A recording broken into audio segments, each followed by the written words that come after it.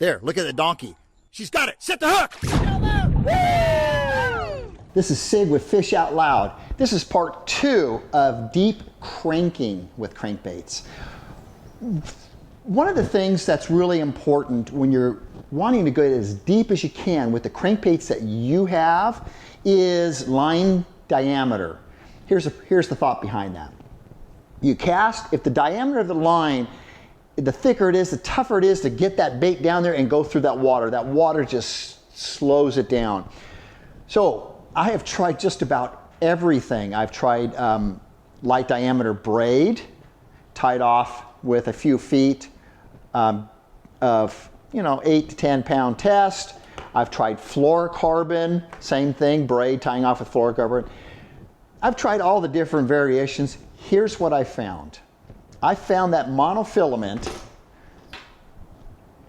8 pound, I use this P line here, is the best. Okay, few reasons. Can I get it down a little deeper with a thinner diameter by using the braid and everything? Yes. But what happens is that when you get that bait down to your depth, and deep water for me is 12 foot, 15 foot, 18 foot, 22 foot. This, I don't care what line you're using, the rocks, that crankbait's going down and it's bumping into rocks. You're hitting the bottom, and it's going to start to fray. Okay. The easiest thing, if you've got monofilament tied off to braid, okay, you got to keep cutting. Pretty soon you got to tie another knot, and that just takes away from fishing time. I found that the 8 pound, and I'll go sometimes 10 pound, really still gets it down there deep enough that I want. I'm also sticking my rod down in the water too. Something called kneeling and reeling.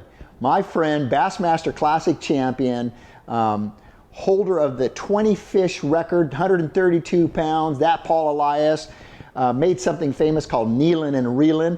I also like to stick my rod down in that water and crank it. I talked in part 1 about the other aspects about deep water cranking, but the reel plays a big part. I use one that's 7-in-1 or larger, so just because I want to just burn it. So let's recap. Have you tried everything? Here's what I found works the best, because that's what we're here to teach you, is I use 8, sometimes 10 pound. Check your crankbait, the line, because it's going to scrape on the rocks. You want to change as much as you can, especially when you catch a big fish. Just cut the line, go up, and retie always, because you don't want to break off. I've broken off more times than I'd love to admit. So I hope that helps. Again, real simple. 8 pound is what I found is the most effective.